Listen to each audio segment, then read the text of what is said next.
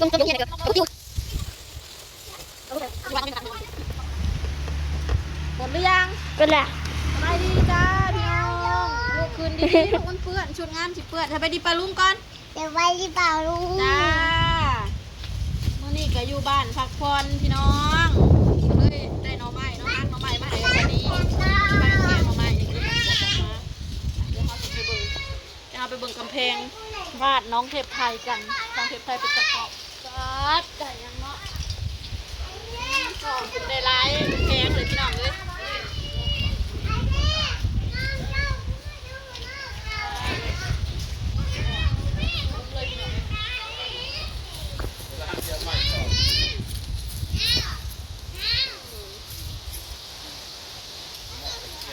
การประเทศไทยเพื่อนน้องเทพไทยหัวบ้านงามแท้มื่อนี้ก็พดบอลมพี่น้องเลยลมหัวสักหัวขอบ ร่มยุงเฮียนนะเกือบพบอยู่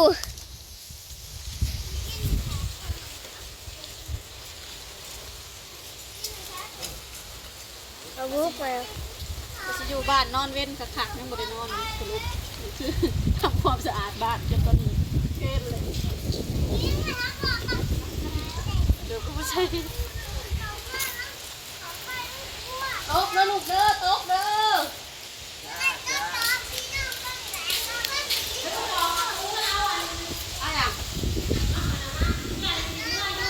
พักนะอะไรจะมาบวบเลยมาใส่แล้วฮะแกงแล้วแกงแล้วเลยเรียบร้อยเอาเขาปิดมาได้ปิดยังหัวจะใส่อยู่อะไรจะใส่ยี่จะใส่ราคาบ่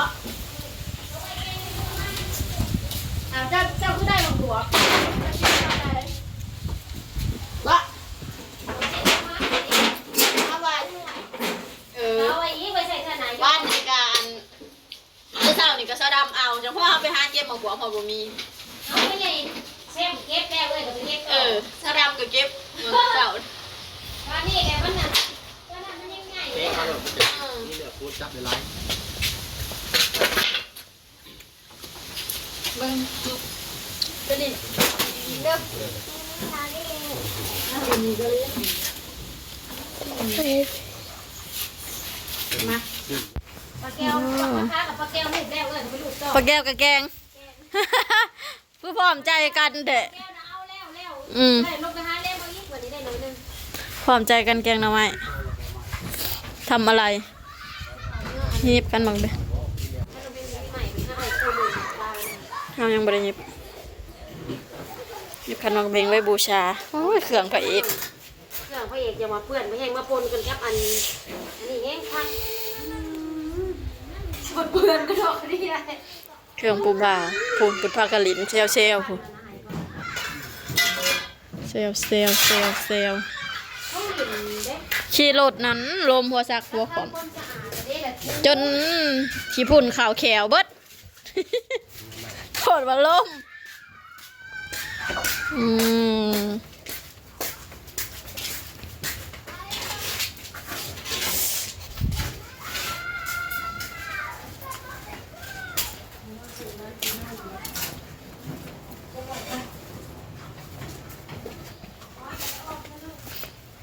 กินแล้วบ่มักซิดาหน่วยนั้นน่ะ จักคือบ่เห็นเอาละแม่เฮาบ่ได้มีแนวแกงเอาโลดเฮาบ่มีแนวแกงจ้าเฮาหอยไว้อยู่นะฮะมัดเล็กพี่น้องใส่ปอกเทคันเอาเยอะ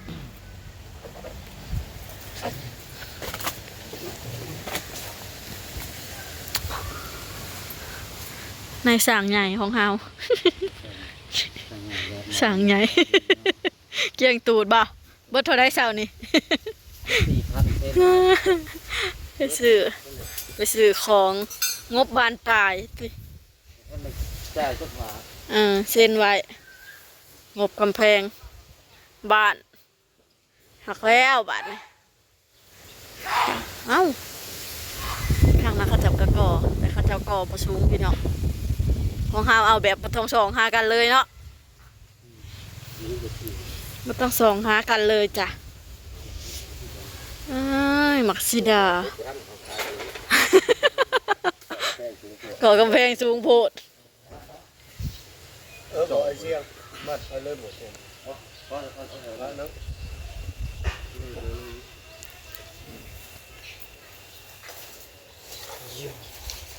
ข้างหนักกะแกงหน่อไม้พร้อมใจกันแกงหน่อไม้เนาะมื้อนี้เงินปลาแก้วกะแกง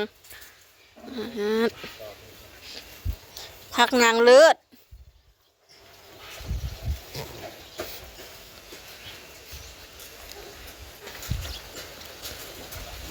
อยากไปจะมาเป็นเงินอะไร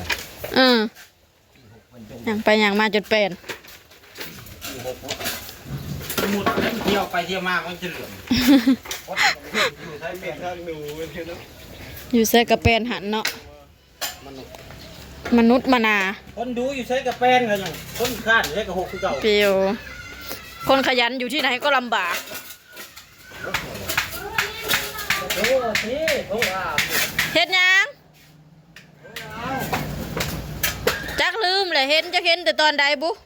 เย็นสีเด้อเบิ่นเด้อพกสอบเอาน่ะ จ้าให้เขาพักหลายๆมือก็บ่ได้เนาะ บ่ ไม่ใช่แก้วก็คือการแล่หาอกสอบตายอ้าวใจเย็นๆเลยเนาะไฟสิผ้าสิรีบสิฮอด ต้อง แต่ ข้าวหน้าบัวน่ะ เอาผัวก็สิให้ผ้าใจเย็นๆหาคนมาสีขาวซอย ได้ผัวสิยาสีขาวสิไปทางใหม่ ธุรกิจพันละ ความฝัน ฝันลมๆแรงๆ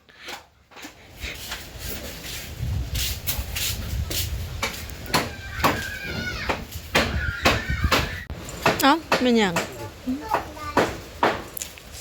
ปล่อยปูนใส่กระบะ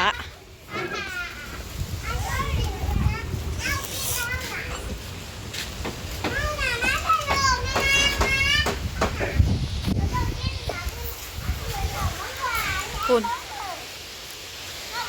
เด็กๆจะขาปานนี้พี่น้องเพิ่นแกงหน่อไม้แล้วเลยยังมาซื้อลูกซีนเพิ่นเฮ็ดก๋วยเตี๋ยวสู่สร้างอุ้ยสุดจิปิวกินก๋วยเตี๋ยวแซ่บๆอีกพี่น้องมื้อนี้ลูกบ่เฮ็ดแนวนั้นสูตรงามมันสิเปื้อนลูกพูนเอา